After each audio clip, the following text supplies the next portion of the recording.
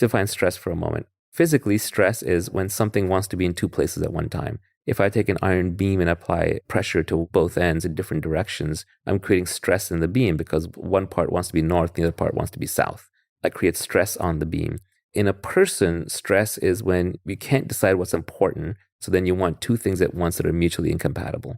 I want to relax right now, but I need to get some work done. I'm under stress. I need to go to that party, but I also need to go to work. But when you truly give up on something, it's actually no longer stressful. When you accept that something is completely out of your control, there's no point in being stressed about it. So it does imply that you have some level of control over it. The mind is constantly creating stress for you through situations where it's being more paranoid or more angry than is actually warranted for your environment. We want to find peace from mind. We want to have tools that allow us to not turn off the mind, because you can't suppress the mind. If I say to you, don't think of a white elephant, you just thought of a white elephant. So you can't force the mind into anything. But where the mind on its own calms down and naturally goes away. And how do you do that? How do you end up with a more peaceful mind? Because a more peaceful mind automatically creates a happier person. One phrase I liked is that peace is happiness at rest, happiness is peace in motion. A peaceful person doing an activity will end up happy doing that activity. A happy person just sitting there will be peaceful. So the goal actually is not happiness, even though we'll use that term a lot. The goal is actually peace. So the question is, how do you get to peace?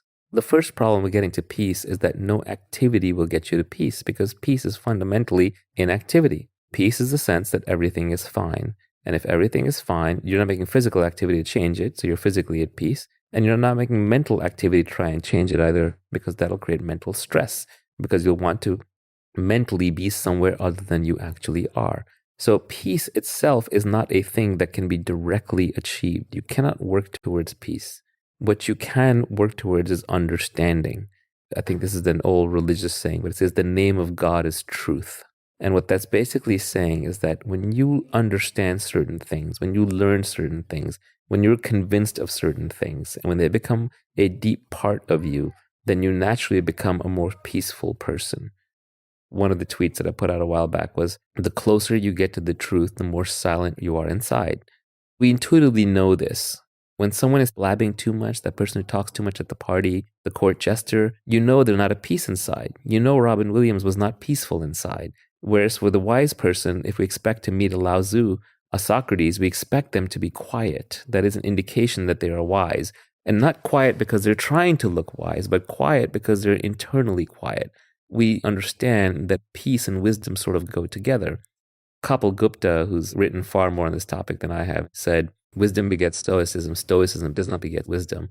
And I thought that was very insightful. And his basic point is that as you become wise, you naturally become stoic. It's not by practicing being stoic that you become wise. That's cart and horse getting reversed. As an aside, I had a tweet the other day that got incredibly misinterpreted. So many people failed that IQ test. They basically said, the smarter you get, the slower you read. All these people got triggered about it, of course. This whole speed reading crowd. A lot of people said, well, Bill Gates reads 150 books per year. And then a bunch of people said, oh, well, I read really slowly, so I must be smart. Actually, no. I said, if A, then B. That does not mean if B, then A. Truth is very fought over. When we say truth, the biggest problem we're going to run into is that what society wants for you is not what's always good for you. Society is the largest group, and groups search for consensus. Individuals search for truth.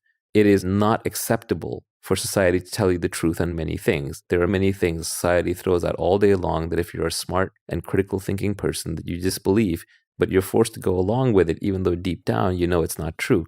Money isn't going to make you happy. That's a society truth. That's not an individual truth. Look at all the individuals trying to make money. Deep down they know that yes, money will get rid of a lot of sources of unhappiness, and at least put it to the point where happiness is then under my control. It's my choice, as opposed to being inflicted upon me externally. That is just one of a billion lies society tells you. Another lie society tells you is that you send your kids to school for education. No, they get an hour a day of education. They get indoctrination. They get taught at the speed of the slowest student. They get taught mostly subjects that are irrelevant or obsolete. Education is a combination of a small bit of education, a large dose of socialization, a large dose of compliance training, a massive dose of babysitting, which is helpful for parents who can't take care of the kids at home.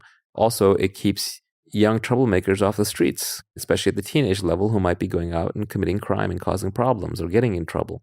So school does a lot of things, but education is just a very tiny piece of it, as all the homeschooling stats clearly show, and even the unschooling stats are starting to show. Society does not just tell you things that are false, it programs you to beat yourself up when you cross one of these boundaries, when you transgress against society's truths. And a classic example of that is guilt. Guilt is society's voice speaking in your head. Guilt is society programming you so effectively that you are your own warden. So truth seeking is a very hard business because you essentially have to, with deep conviction, understand things that you are told are wrong all day long. When we talk about peace and how to get there, what we're really talking about is the search for truth. Try to see the advantage of getting to something by truth rather than by practice. Let's say I'm trying to quit smoking. There are techniques I can try, but they're always painful and difficult. Very often there'll come a moment when I see something a certain way, like I see myself a certain way, or I get diagnosed with lung cancer and I understand that I'm going to die, or I see a friend get in trouble with similar bad habits. When I see something strong enough, when I understand it, then the habit can often disappear by itself. The bad habit can dissolve. That's an extreme example. Much more simply, it might be I see some facet of myself that I don't like. I see some facet of somebody else that I then can't unsee, and I can no longer be friends with them. Understanding and seeing change us organically in a way that pure practice and technique cannot. When you're practicing how to do something, there's always a gap between you and the thing. There's always a repetition that you have to keep doing. There's always a struggle. There's always conflict. If we want peace, then one of the things we have to give up on is self-conflict. We even have to give up on self-improvement because self-improvement is just a dressed up form of self-conflict.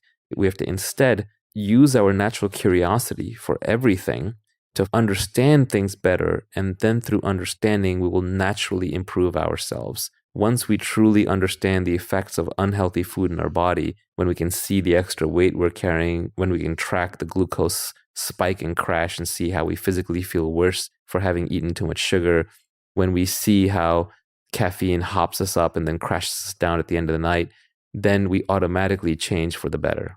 So the path towards peace is truth.